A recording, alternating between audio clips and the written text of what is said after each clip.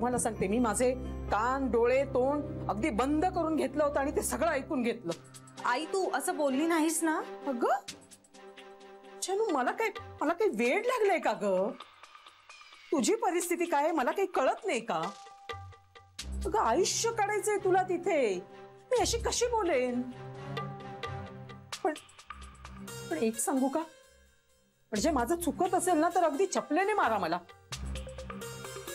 पण मला असं वाटतं त्यांना जानूला नांदवायचं नाहीये.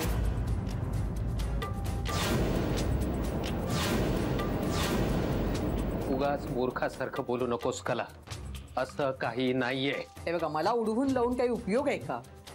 आणि आज ना उद्या असा प्रसंग आला तर आपली तयारी पण असायला हवी ना. काळाची पावलं ओळखून चालण्यातच शहाणपणा आहे. कला, असं काही नाहीये, असं काही मी होऊ देणार नाहीये.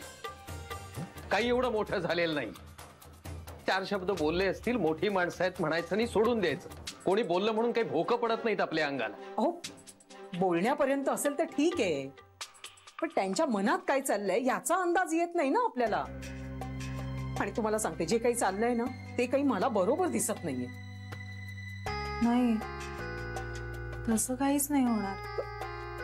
तसं असूच शकत नाही, माझा ठाम विश्वास आहे. अगं, ठाम विश्वास तुला पिंट्याला तिथे न्यायच्या अगोदरपर्यंत होताच.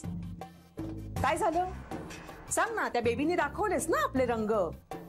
हो, सगळ्या जणी एकदम अंगावरच आलं तर केवढा राग आला होता मला. पण काय करणार, देवाने मूल दिलंय चांगलं पदरात, पण करंटेपणा ना, म्हणूनच ह्यांचे संसार टिकत नाहीत. आई प्लीज असं नको ना बोलूस. कला, आता पास. माझं तोंड बंद करून काय होणार आहे? आपण जे करतो ना ते सगळं आपल्याला इथेच भोगावं लागतं.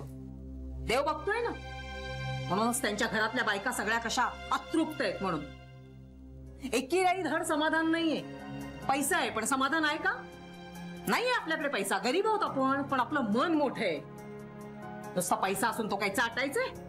आई आई ताई, जानू ताई, काय जानू? ए बा, काय होतंय? आई ग जानू, जानू ग, काय होतंय तुला? हे बाळा, काय होतंय? कुठे दुखतंय तुला? आई खूप पोट दुखतंय, म्हणजे पोटी पोटात. आई प्लीज लवकर डॉक्टरला फोन कर. ताई वाटेल बरं ताई. अरे देवा, येत आहेत बाळा. हो बाळा, हो. त्यांच्या घरी जाऊन आली ना की हे असं सुरू होतं जानूचं. बाळाला गिळतील ना तेव्हा शांत होतील त्या. आई ग ताई हो, अगं हो, वाटेल बरं, तू थांब. आई गेले ना डॉक्टर.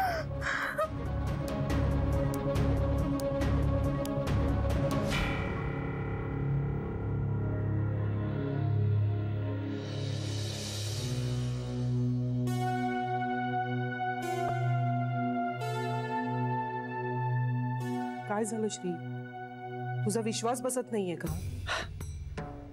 नाही ग, तुम्ही सगळ्याजणी सांगताय म्हणजे खरं असलंच पाहिजे. पण माझा या गोष्टीवर विश्वास बसत नाहीये ना की एखादी आई असं कसं वागू शकते.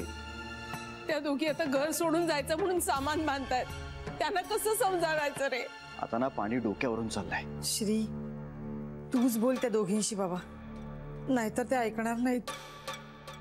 नाही, त्यांच्याशी तर मी बोलेनच, पण त्याआधी मला जान्हवीशी बोलायला हवं, युद्ध पातळीवर.